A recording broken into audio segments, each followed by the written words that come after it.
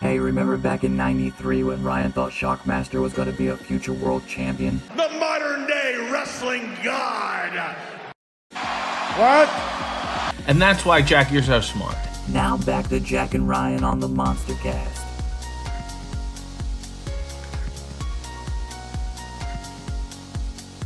All right, so deadline review. Let's talk about it. First of all, let's get, and then we'll give our grades. Okay, so our boy Lexus King had his debut PLE match against Carmelo Hayes, and that hairstyle was a choice. What is the promo at the end where he's like, "Yeah, you beat my ass, I guess, but I wasn't the one who was even involved in the trick thing, and then also, you put me on a PLE, so I really win in the end." Yeah, What? it's kind of like what the guy we were just talking about with the YouTube thing. He got the views he wanted. He wanted to be viewed. Oh my God. He knew he was wrong, or he knew he didn't have anything to do with it, but he got the views. That's just like the guys that you were talking about on YouTube.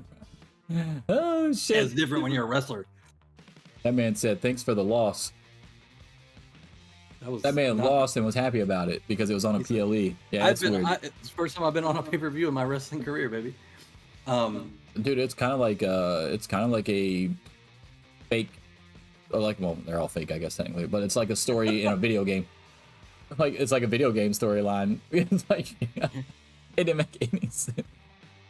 Well, they got to give your character a reason. What made more sense, the post promo or the hair? Still the hair. I mean, the hair wasn't good, but like it still made more sense than that fucking promo. The hair did not go with the shape of his head. I'll just throw that out there. Yeah. It looked like it just went flat. Like his top of his head is flat, not rounded. He's a flat header. Had a hard, troubled childhood. Okay. It's crazy, dude. Crazy. I have no idea what's going on there, but friend of the show. But yeah, friend of the show. Friend of the show, like legit somehow. Like we did interview him. He's easily the highest profile person that we've interviewed. Now that he's been in AEW and WWE, so we can't say that he's not. So like, we have interviewed Brian Pillman Jr., Lexus King, on the show before. Now the question, however, PLE wrestler. The match. By the way, the match wasn't bad. No, it wasn't. That's the crazy thing. I thought it was a little short. Did it feel short to you? Well, you had the 225 guaranteed minute matches, so I assume that would have to cut into it. Yeah. It was okay. It wasn't bad. I thought okay, so I don't know what else you can really do with Carmelo in NXT besides the Trick Daddy or Trick Williams. Trick Daddy. Trick Williams. That's a rapper, right? Yes. Brian Pillman Jr.'s favorite besides, rapper. Holy shit, we're 13 minutes in. I've already completely lost track. All right, so that fucking bandana's Trick all tight Williams. today. Trick Williams feud or whatever. That's like the only thing they got left that they can do Carmelo. Now my question is that really worth going ahead and not burying, but having Lexus King lose his first PLE match too? Couldn't you have done something where like Trick came out and caused Carmelo to lose if you wanted to protect Carmelo for the Trick thing? And not on purpose, obviously, but just the way you do that is you have Trick come, if you want to have Trick involved at all, because Trick also thinks that Lexus King is the one who was involved. You have Trick come out and calls Hayes to lose by DQ, attacking Lexus King. And then Carmelo can be like, "Hey man, what the hell?" Yeah. So you set up more conflict between them. It doesn't bury Lexus, and then you can go from there. Like obviously, DQ spots on a PLE are not ideal, but if you're trying to push that story and you don't want to bury King and you don't want to have Hayes take a real loss, I feel like that would have made more Okay, more what sense made than less sense to you then in this aspect? Take the hair out of it. Okay. The post promo, or the fact that the in-ring storyline was he was trying to get this motherfucker to shake his hand like 3 times throughout the match, which made no sense with the storyline. Yeah, I don't know. I mean, that was dumb. Like, why did you think he was gonna shake your hand? Well, he did eventually, right? Yeah, and then he fucking nut-shotted him with his head. Yeah. Well, was it that, or did he... He flipped him off and then nut-shotted him with the head after he took his hand. Okay. when he finally went to shake his hand. Yeah, I just still the promo. The promo still made sense. The promo was bad. The promo doesn't. I mean, the promo wasn't even bad. It just didn't make any sense. Yeah, no, he did fine delivering it. It was just storyline wise. All right. So I guess storyline purposes is going to bring that match down. If I'm just doing the match quality of the actual match, Fine. it'd probably be pretty high. But I think I'm C+. going to just give that one a C+ overall. And then, because the match quality does not outweigh the fact that it didn't make any sense. Yeah. So what else we had? Axiom and Nathan Frazier was on the pre-show. Axiom, I think, I'm pretty sure won. Beginning of the show, you had CM Punk and HBK. Yeah, little what was thing. that? What the fuck was that? Just they need to have CM Punk on the show. But they seemed like they got lost in their own Yeah, conversation. they did. They both said that they forgot what they were supposed to. I don't fucking know. I don't think Punk was supposed to be there. Didn't he say he missed his flight or some shit? Yeah, well, who knows if that's true. But like, nobody thinks he's going to fucking NXT. And then it was so awkward. It felt awkward. Not even just from a Miss Lines point of view. I don't think there's anything he could have said that would have made it less weird that he was there to pretend that he's considering NXT. Like, no part of it makes any fucking sense. Yeah, none of it made any sense. He got what he wanted though. He got a louder reaction than he did on SmackDown. All right, so Fucking nerds going to talk an NXT about show. let's see what's the first fucking match, dude? It was the Axiom one. No, I mean on the main show. Oh, Dragon Lee. Was that the first match? I don't remember the order. Okay, well, let's talk about that. I really It might have been thought the fucking Carmelo Lexus King. I don't fucking know. I don't remember the order either, and I watched it. So I mean, that- yeah. It was not a good show. But let's talk about that. Dragon Lee won the title in a fairly one-sided contest. Yes. Yes, like what the hell? Like, what did we think was going to happen when none of the Judgment Day was out there with them? Didn't make any sense to me. But it doesn't Have look great Rhea out because there. you just had Dragon Lee kind of get fucking destroyed by Santos. So what are we doing here? Kind of Well, obviously we were viewing Santos higher on the fucking totem pole than Dominic, which we should.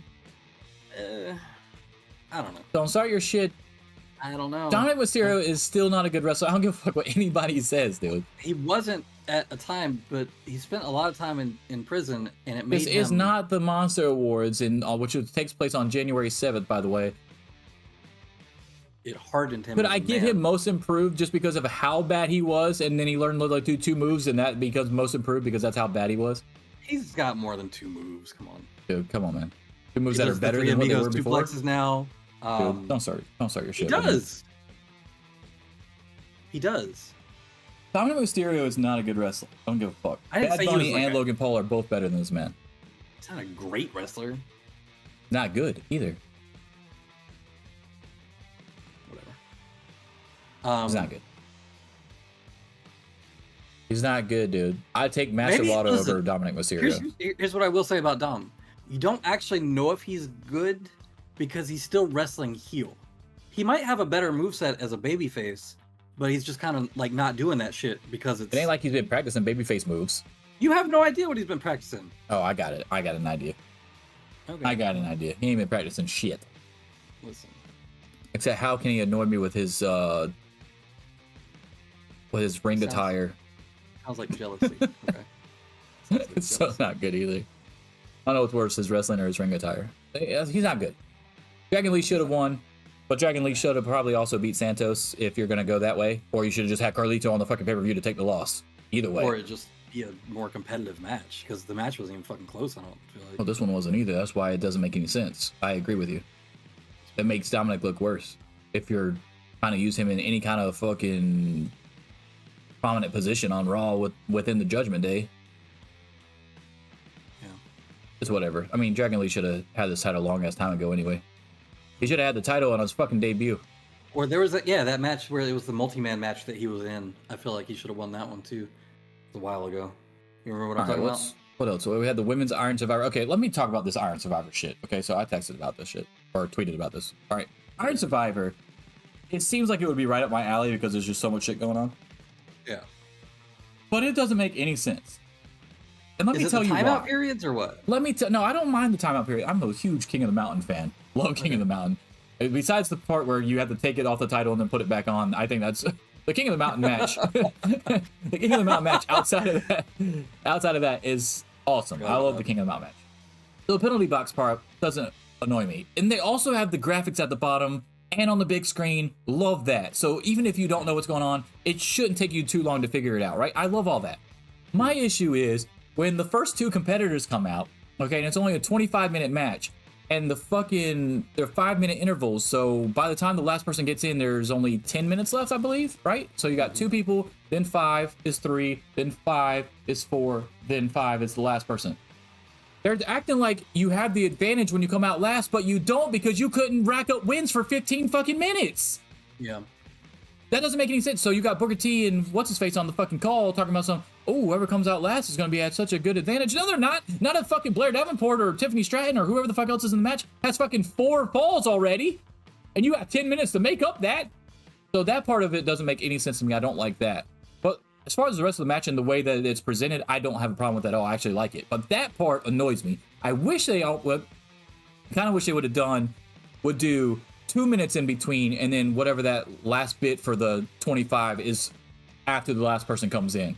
So it'd be 2, 2, 2, 2, 2, and then like fucking 19, 20 minutes or whatever the fuck. Do you feel like the timeout period is too long? That too. I think it should be 30 seconds. Yeah. 30 seconds. I think 30 seconds, something like that. It's got to be an even type deal. I don't like the 1 minute and 30. So if you just did it 1 minute or you just did 30 seconds, I'm cool with that. But 1 minute and 30 or 45 seconds would be too weird to try to keep up with. And it kind of makes sense too, because obviously if you have 4 people do their fucking finishers to one guy, he's gonna be knocked out. So you have to have him get some time to recover, or everybody can just pin him over and over and over again. But yeah, I think it's too long. It kind of fucks with the flow of the match. Yeah, because if somebody messes up the time or whatever, then you're really fucked because you got to wait all the extra time. Like, I'm not saying that they messed up or anything, but just imagine if Lash Legend had more than 15 seconds when she came back out for that last thing to try to get Blair Davenport so she could win or whatever, Right. Or tie it or whatever the hell it was. So that's kind of weird. But yeah, there's little tweaks that they could do to make it even better. But yeah, just implying that the last person who hasn't been in the match for 15 fucking minutes now has 10 minutes to try to make up for whatever the hell's happened in the match so far is at an advantage doesn't make any. No, they're at a disadvantage. I'd rather come out first. 1-on-1 at the beginning for 5 minutes. I could literally fucking.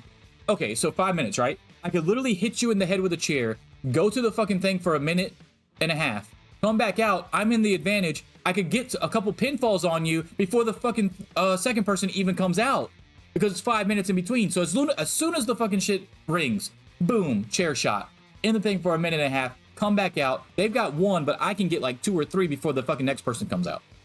And even in a one-on-one scenario, since it does eventually become a multi-man match, do you get a DQ win for somebody hitting you with a chair? Yeah, you can get DQs in it. They said it. You can get DQs. Yeah, but like, how the fuck would that work? I thought the same thing. I thought DQs was a little weird too. I thought it should be no DQ, honestly. I think it should just be pins. I don't even think submissions should count. I think it should just be pinfall, honestly. Because it's so many fucking people. How the fuck you gonna have 8 refs out there to try to do that? You know what I'm saying? Like if you're doing submissions too. That plus, if you get in one of those situations, obviously we've seen the spots where somebody will have a submission on somebody's legs and somebody else will have one on their upper. If they tap out, who gets a point? Do they have Iron Survivor in the new or in the new WWE video game? Is that a mode? Interesting. I'd be interested in like trying to play that mode, but like there's little tweaks that they could do though for sure. Yeah, it's not bad. It's a great. I mean, it's a solid concept, but there's ways to make it a really fucking good one. Yeah, and the thing with the Lash you'll know when it's really good and fixed when WWE steals it for the main roster.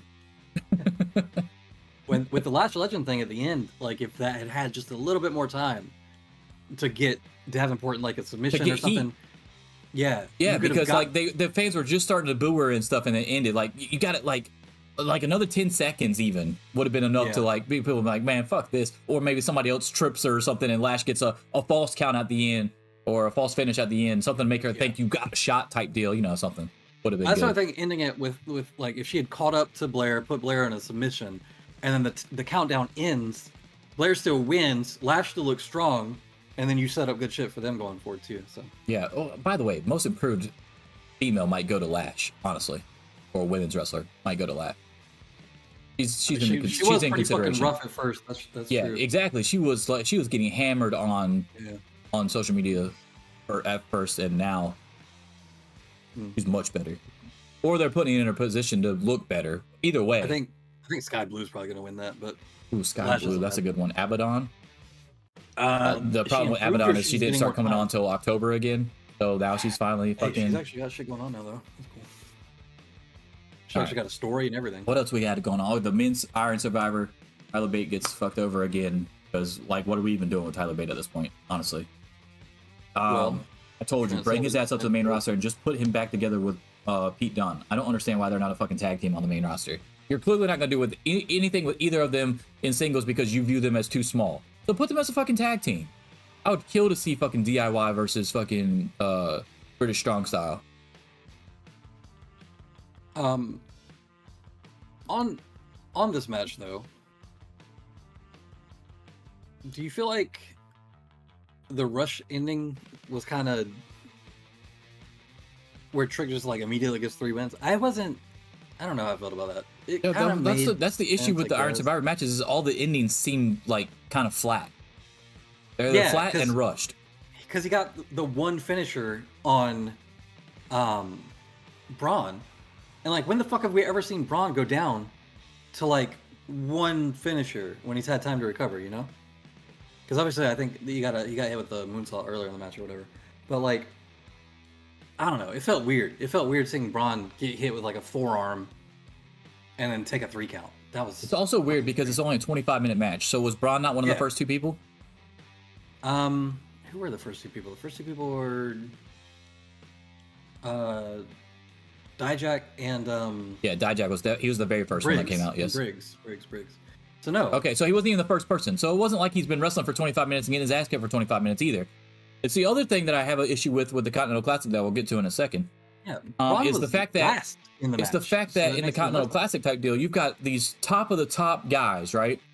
Mm-hmm. How the hell has there not been at least one draw when all their pay-per-view matches are over 15 fucking minutes? There should be so many more draws in this tournament the draw to me. Was 20 minutes. It's not like okay, well, you're going against Jay Lethal or fucking Mark Briscoe. I understand, by the way, totally fucking in my corner on that one because that's bullshit that they were ever in the fucking tournament to begin with. Like I fucking said when the things were announced, they weren't good enough to be in the tournament, and they both got 0 fucking points and are eliminated already. Like I said, they should have had somebody else in there. So those two, I understand if you beat them in 15 minutes or under. But if you got Moxley versus fucking Roosh, how does that not go 15 fucking minutes? Hold on. That is some major fucking revisionism. Because your original disagree. argument... I've said that since the fucking jump. Your original argument was that they had to have guys in it who could take a bunch of losses. That could also get dubs. They can't get dubs. I said from the start that it should be all fucking top guys the whole way through. It's not revisionist history. I literally said that those two were not fucking good enough to be in the fucking tournament. Since the jump. Since the jump of it. There have to be guys in there like Toru Yano who can take a bunch of fucking losses. But they're not getting them. They're not getting the dubs though. They might. Tournament's not over yet.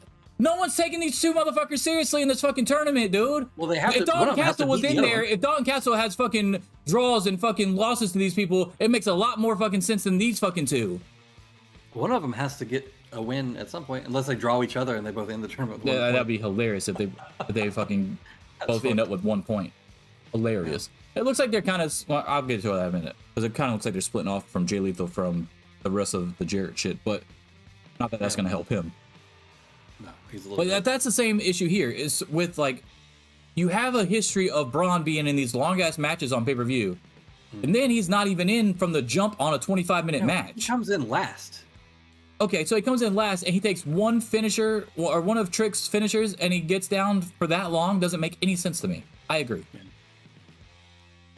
Whatever. It wasn't like he was a Spirit Squad member taking everybody's finisher at the same time. back to back. Well, he did take Or the Wheeler Josh Yuta Briggs' of the group. moonsault, but that was a little bit before too, so it was so weird. I like the women's one better than the men's one for sure. Yeah. The Stratton Swanton off the penalty box was pretty cool too. I do like that the penalty box has an opening at the top too, so that in case somebody dumb like fucking Noam Dar and the rest of that group tries to seal the door by standing in front of it, they can just climb out the fucking top. Yeah. I do think that's a good idea because I do not want to see that shit. What'd you think about the Corbin Dragunov match? What did I think about it? I didn't think Corbin was going to win, so it didn't shock me, but I thought the match was okay. Yeah. It's another NXT where it was solid matches, and that's just not good enough for NXT what we were used to from the Black and Gold brand from back in the day when they were taking all the indie guys and putting them in there, and they were fucking nailing it every fucking pay-per-view, and we come on here and be like, oh, the NXT takeover was better than the fucking WWE pay-per-view. That's not the case anymore. And I remember, obviously AEW has warped our standard a little bit too. Well, they got a lot of those guys that they had in NXT Black and Gold. that and when you have a television match of Danielson and Andrade go the way that went, and then look at this and this is their PLE or whatever, it's kind of like fuck, like it's just not. It's not what it used to be. It feels more like it's an actual developmental brand again. Yeah, because Takeover which is why I don't come on here and bash it as much as I would if this was NXT Black and Gold days.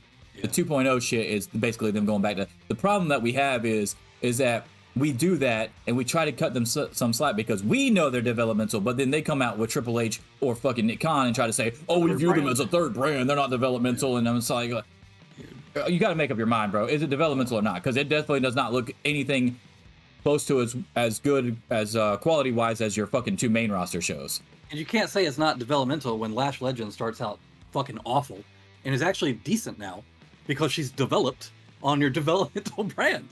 That doesn't, like, that's the other thing too. Like, it's clearly a developmental brand. That's clearly what it's there for. Let's not. Yeah, and then you got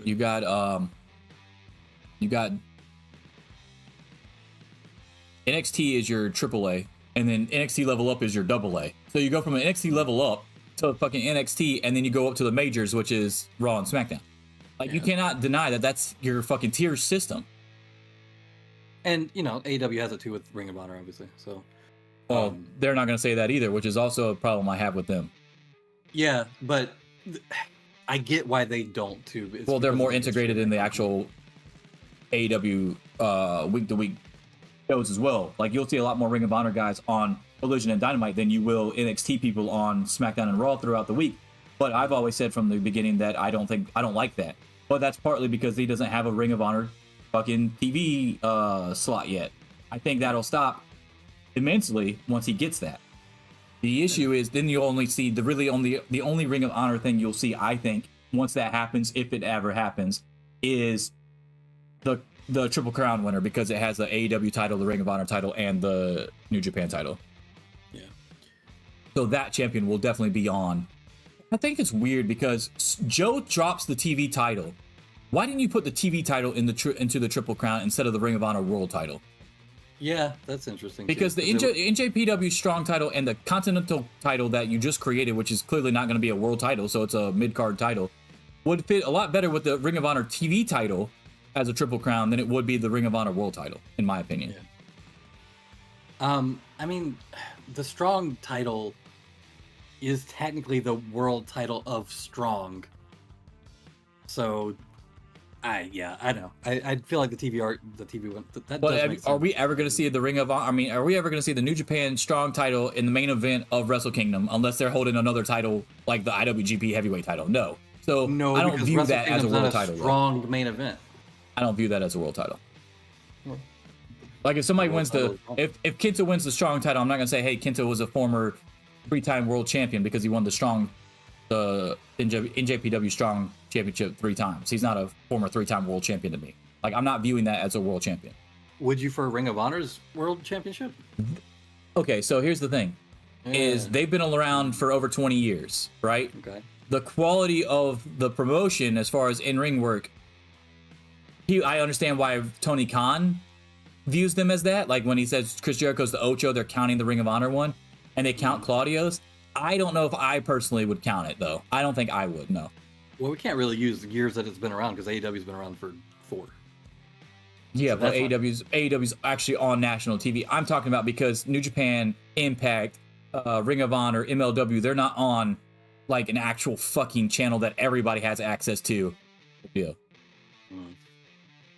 Like the size of your company matters for that kind of stuff. But here's the thing: the reason it gets dicey as far as us in America is because they count, or they counted back in the day when there was regions. They counted Dusty's Florida Heavyweight Championship as a world title, or the Mid-Atlantic World Heavyweight title as a world title for Ric Flair and stuff like that. Like those count, yeah. Those count for them. So I don't know. It gets dicey when you talk about that kind of stuff. But because of the length of the promotion, I remember when Meltzer and Wrestling Observer denounced the TNA title as a world title, and they didn't count that anymore when EC3 won it. And EC3 got pissed off about it, and rightfully so, because you're counting it all the time. It almost felt like it was a shot at EC3 when he was actually doing his best work in TNA at the time with Rockstar Spud and stuff like that. And I thought that was kind of fucked up because of how long it had been around, and I feel like the in-ring product was still pretty good in TNA. But here's the real question: do you consider Tyrus a world champion? No, I don't. But like, I can't say the That's NWA World title isn't. No, I don't like. If I look at Tyrus, I'm not thinking, oh yeah, he's a former world champion. But technically, he is. Yes, he's a former world champion. It's fucking terrible. It's terrible. But yes, I view the NWA World title as still a World Heavyweight Championship. Yes. That hurts. All right. Well, Yeah, I don't know how the fuck we got this far off topic, but it sucks. But what I'm just saying is, I just wish it was the Ring of Honor TNT or TV title, because one, Joe had dropped it, so it would have been perfectly fit in there, and two, because it's not their main title on Ring of Honor TV. So like, what if he's defending the fucking Triple Crown somewhere else? So, because now you have no world champion in Ring of Honor. So all the PLEs that you have in Ring of Honor, you're not gonna have a fucking world title match a lot of these times now. I feel like it also would have been a good reason for Joe to go back and try to get it back, because now it's attached to a Triple Crown as opposed to just being the single. Yeah, I could literally be the king of television for 3 different companies at the same time. Yeah, like I didn't know that was going to happen. Yeah, that would have been great. Or just had him in there to begin with. See, I don't know if that wasn't ever going to be the case, if he wasn't going to be the person to do it, because I feel like Joe wouldn't have been in this position if Cole wouldn't have hurt himself and broke his fucking ankle in 3 spots either. Yeah, that definitely fucked up a lot of stuff. I also hate what they're doing with the tag team titles right now because of that too. Like, I get the story and everything, but God, it feels like ROH now has no direction. No world champion or tag team champion, and they got a pay-per-view coming up. And that's no TV crazy. champion. So they got Pure. Well, they're gonna crown one at the thing, yes, but I get it. Terrible. 3 top titles have no champion attached to them right now. It's not like Kingston can go have a world title match because his world title is being defended currently. Right. Like, well, then it technically is having world title matches. So there you go. Fucking hilarious. Okay, so what? Eddie Kingston fights fucking I don't even know. Name somebody that's not in the tournament. That's in Ring of Honor. That's like Bandito or something, right? Let's say Eddie Kingston has to fight Bandito at Final Battle. Bandito wins, so Bandito takes his place in the fucking Continental Classic tournament because Eddie Kingston's no longer the Ring of Honor World Champion. Bandito is. Yeah. Did you watch the Kingston Claudio match? Yeah. Yeah, I watched Rampage before I watched the PLE. Big mistake. But yeah, it kind of fucks up your expectations. No, yeah, it was not good. Yeah. No, the Eddie Kingston. Let's wrap up Deadline first, and we'll get into all that, because I do have the actual updated brackets and everything, or standings rather. So Deadline. What was the other thing? Was there? I feel like we're missing a match.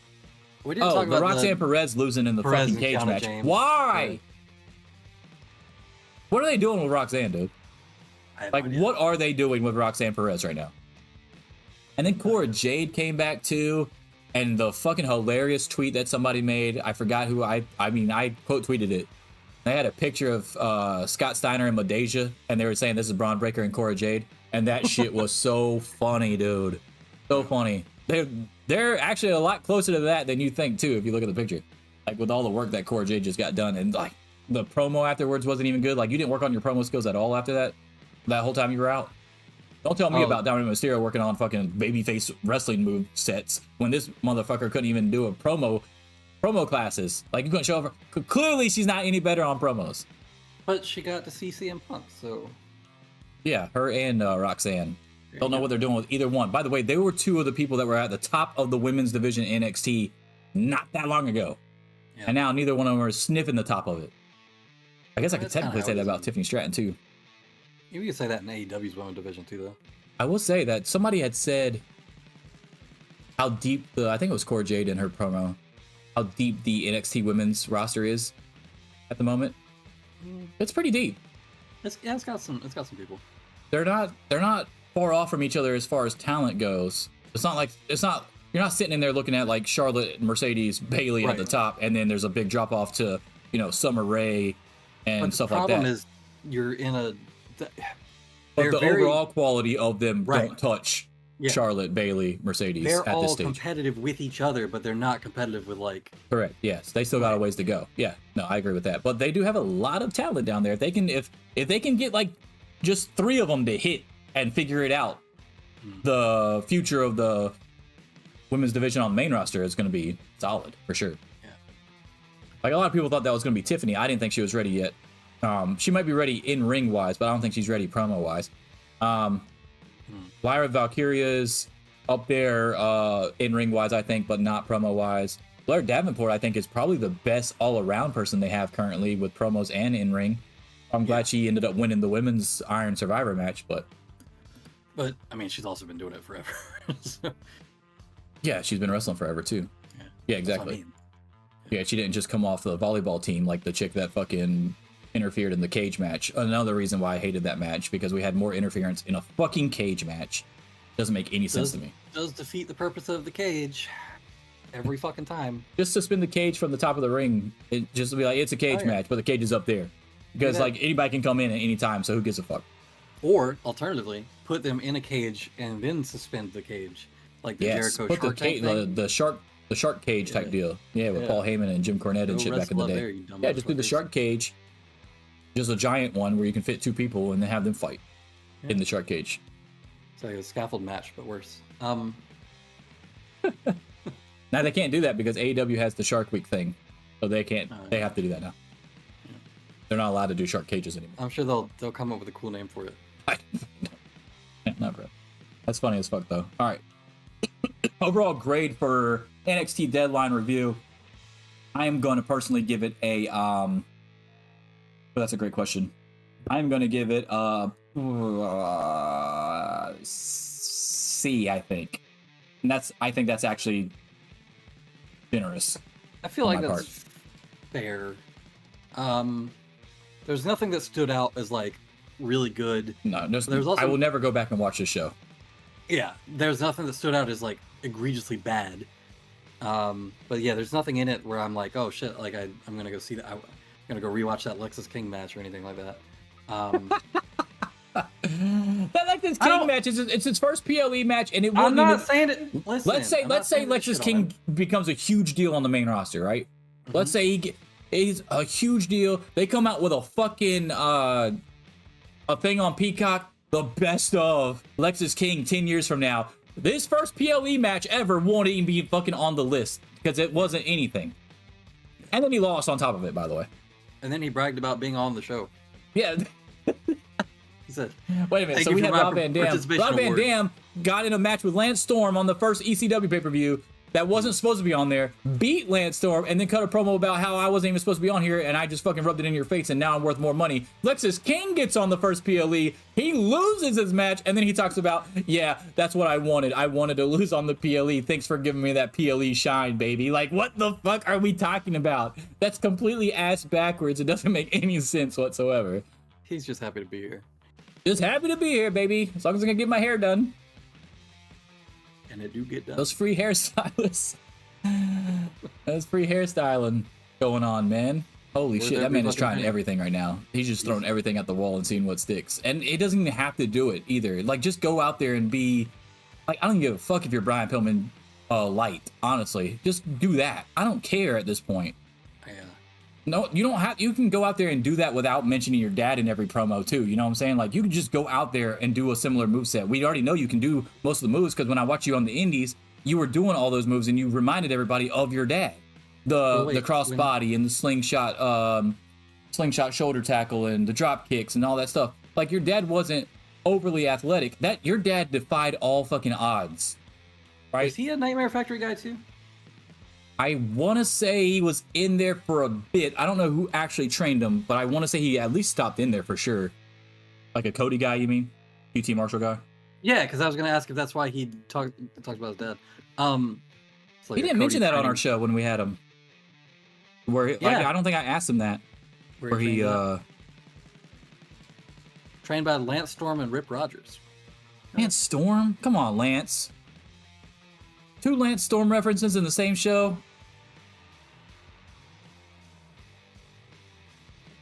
I can be serious for a minute. His ring name, actually, one of his ring names was Alex King. So Lexus King isn't even that far off. Yeah. That's weird.